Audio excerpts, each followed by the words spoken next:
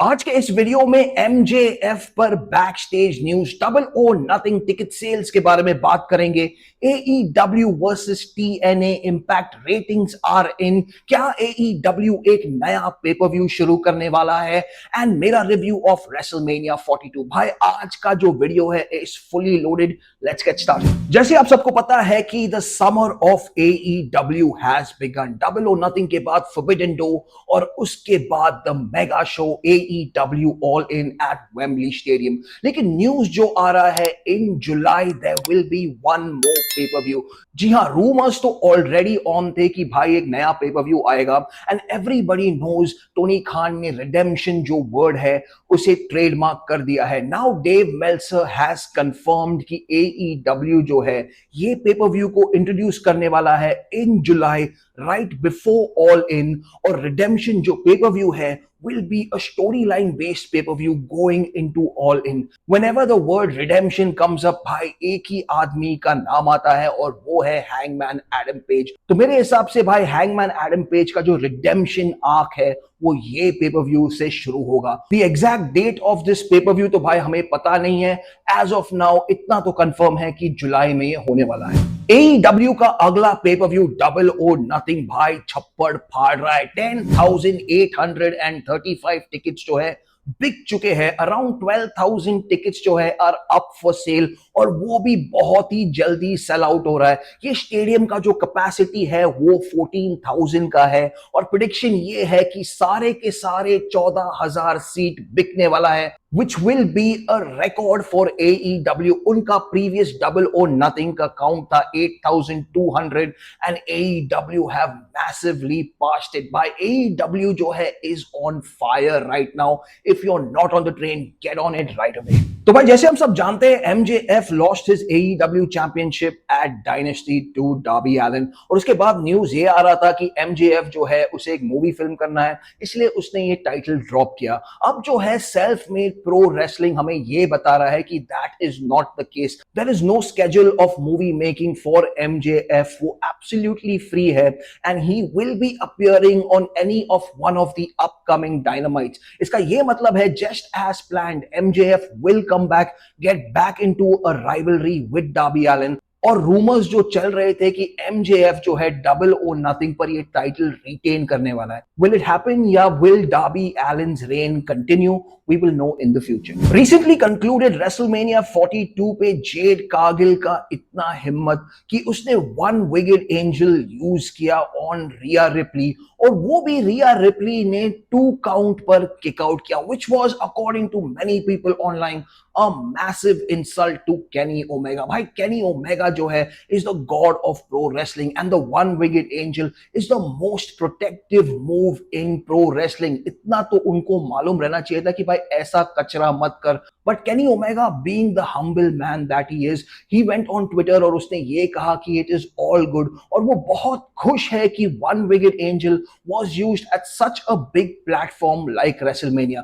What do you think? क्या उन्हें ये वन विंगड एंजल यूज करना चाहिए था या is it a big insult to Kenny Omega? Let me know। और भाई लास्ट वीक जो है Collision was moved from its normal time slot of Saturday to Thursday night। उसका ये मतलब है it went face to face with TNA Impact और भाई Collision ने TNA Impact की बजा डाली।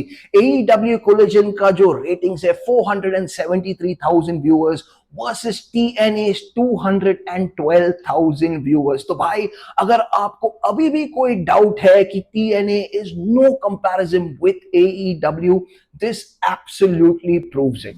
मैंने अपने चैनल पर एक पोल चलाया था, डू यू वांट रेसलमेनिया 42 का रिव्यू ऑन दिस चैनल, और आप में से 50% ने कहा हाँ हमें ये चाहिए। So that's why I am doing this video. लेकिन मैं ये कहना चाहता हूं कि ये एक वन टाइम रिव्यू है, इसके बाद WWE content want be on this. अगर आपको WWE कंटेंट देखना है तो हजारों यूट्यूबर्स है ऑन YouTube जहां आप जाके कंटेंट देख सकते हो. I want this channel to be specifically for pro wrestling, but as of now just this one time WrestleMania 42 review. चलिए शुरू करते हैं. रेसलमेनिया नाइट 1 शुरू हुआ था with the Usos and LA Knight versus Austin Theory, Logan Paul and IShowSpeed. और ये match ऐसे खत्म होता है कि LA Knight hits the BFT on Austin Theory to pick up the pinfall victory. इस मैच का सबसे बड़ा हाईलाइट इस मैच के बाद होता है जब आई शो स्पीड जो है jumps off the turnbuckle on to the commentators table giving the elbow drop. भाई वही एक हाईलाइट था, नहीं तो it was just a social media craze. भाई इस मैच के पहले जो है जॉन सीना आया था, उसने अनाउंस किया रेसलमेनिया यार सबसे बड़ा show, blah blah blah blah blah blah, get ready for all the action. और फिर हमें एक सोशल मीडिया का जंकी मैच मिला था which was really underrated. The wrestling जो है was absolutely atrocious. As I said, the only spot in that was the I show speed spot. Hated the match, great D. फिर just as usual यार WWE ने सोचा चूतिया लोग हमारा show देखते, चलिए इन्हें और चूतिया बनाते. और हम जो है चूतिया बन गए, क्योंकि इसके बाद जो है एक अनसैंक्शन्ड मैच था, Drew McIntyre versus Jacob फातू. Drew McIntyre एक स्टार होना चाहिए इन WWE. He should be on top. He should be put on a pedestal. He should be given a long run like Roman Reigns या CM Punk. पर यहाँ तो Drew McIntyre को Jacob फातू के साथ क्यों लड़ाया जा रहा है मुझे समझ में नहीं आ रहा है. मुझे ये कहा गया कि इन दोनों के बीच में एक ब्लड फ्यूड है जिसके वजह से ये एक अनसैंक्शन्ड मैच था. Now for WWE fans who don't know what an unsanctioned match is. Unsanctioned match तभी होता है जब एक नॉर्मल मैच से रिजल्ट डिसाइड नहीं हो सकता है. इन दोनों के बीच में एनिमिटी इतना बढ़ गया है कि normal pro wrestling rules can not apply. इसलिए एक अनसैंक्शन्ड मैच, इसका ये मतलब है खून खराबा, एनीथिंग गोज इन दैट. लेकिन WWE as I said in the start of this हमें चूतिया समझ रहे थे और हम चूतिया बन गए क्योंकि हम 14 मिनट बैठकर ये बकवास देख रहे थे. And in the end Fatu just wins by a moonsault. Atrocious again, great D. अब नेक्स्ट था women's tag team championship match और कुछ स्पेशल नहीं था इसके बारे में अपार्ट फ्रॉम द फैक्ट कि पेज जो है made her return to WWE. Paige teamed up with Brie Bella, won the match in the end. That's it, nothing special, great C. AJ Lee versus Becky Lynch for the Intercontinental Championship. और भाई this was saving grace. This was a fantastic pro wrestling match. और भाई I was very disappointed कि इस मैच को सिर्फ 8 minute मिला. Imagine you on the grandest stage of all, intercontinental match है, बेकी लिंच, एजे ली, दोनों veterans are going against each other और तुमने इसे सिर्फ 8 मिनट दिया. क्या बुकिंग है यार, कुछ समझ में नहीं आ रहा है. Anyways, Becky Lynch hits the manhandle slam on AJ Lee and becomes the Intercontinental Champion. Up next, our match of the night, Gunther versus Seth Rollins. भाई, they are made for each other. ये लोग जब ring में मिले ऐसे लग रहा था कि they are soulmates and they are meant to wrestle each other forever. I really enjoyed this match. This was one of the most outstanding match of night 1 at WrestleMania. Match में ये होता है कि Gunther applies the choke and Seth Rollins taps out. अगर ऐसे ही matches throughout the night होता था ना तो भाई लोग जो है ना वो लोग भी खुश होते थे. लेकिन तुमने हमें ऐसा घटिया गार्बेज दिया है आफ्टर दिस कि I could not even imagine कि तुम अपने वर्ल्ड चैंपियंस के साथ क्या कर रहे हो. अप नेक्स्ट था women's championship match, Stephanie Vaquer versus Liv Morgan. 7 minute दिया इस मैच को on the grandest stage of them all. और आप लोग मुझे पूछते रहोगे भाई तुम ये मिनट मिनट क्यों बता रहे हो. मैं ये मिनट मिनट इसलिए बता रहा हूं क्योंकि at the end of the video मैं आपको बताऊंगा आपने आपके लाइफ का कितना मिनट्स वेस्ट किया है. Anyways, getting back to this match, 7 minute for the world championship match.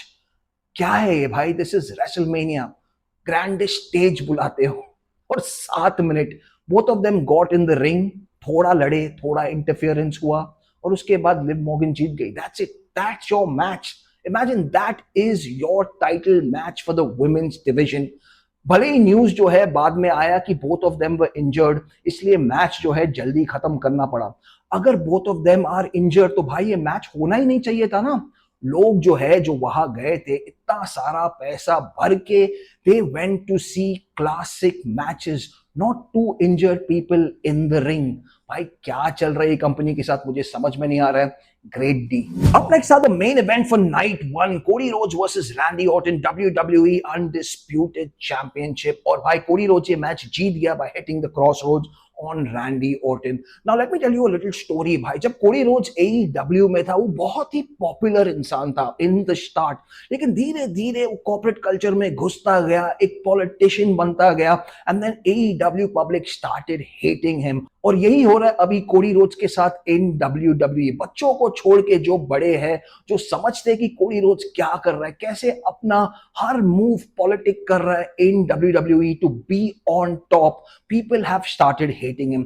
Going into this feud, bhai, the favorite to win this match was Randy Orton, and that should have been the right choice. That should have been the way WrestleMania Night 1 ends, with the Viper on top. But then again, पता नहीं यार कौन ये matches book कर रहे हैं. They again booked Cody Rhodes to win. अब मैं भाई Monday Night Raw तो देखने वाला हूँ नहीं, पर मैंने पढ़ा है कि Cody Rhodes is injured, so maybe now they'll put the title on Randy Orton, जो उन्हें WrestleMania 42 के Night 1 पर ही करना चाहिए था, and given Randy Orton that moment. Anyways, as far as this match goes, great. Night 2 फिर से John Cena बाहर आया और फिर से बोला welcome to WrestleMania, get ready to get entertained, blah blah blah blah। उसका जब बातें खत्म हुआ तो we had our first big match, और मुझे एक बिग फील आया ये मैच से, ओबाफेमी वर्सेस ब्रॉक लेसनर, और ये एक बड़ा बड़ा मैच होना चाहिए था।